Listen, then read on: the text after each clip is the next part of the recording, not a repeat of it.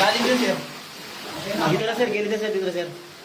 Madilim, masikip at mabaho ang imbornal na pinasok ng mga pulis sa ilalim ng isang kalsada sa Novaliches, Quezon City. Itong nakikita nyo dito, itong nasa taos natin, ito yung kalsada. Mahaba ang nadiskubring hukay. Simula dito, 6 meters na, sir. Simula dito sa Dito, sir. kanal. Naka 6 meters na siya. Tapos kakakanan na, sir. Akit konti. Tapos, ayun na. Ayon sa Novaliches Police, ginawa ito para sa planong panluloob sa dalawang pawn shop. Ayan na. Sobrang sikip, tapos isang tao lang. Tapos meron sila ditong ginagawang pahingahan. Ayun, no?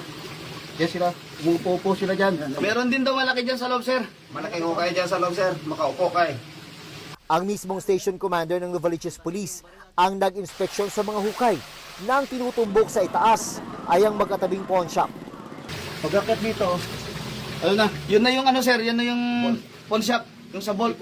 Walang inabutang tao roon, pero may mga nakuhang gamit gaya ng hydraulic jack, crowbar at portable grinder. Kailangan maisara yun.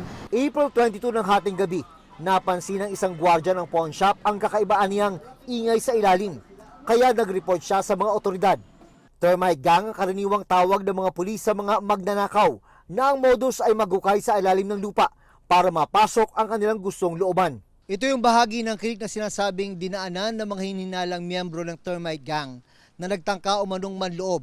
Kapag ito'y binaybay, ang tutumbukin nito mga 100 meters ang layo, yung ilalim ng mga magkakatabing pawn shop dito sa Novaliches, Quezon City.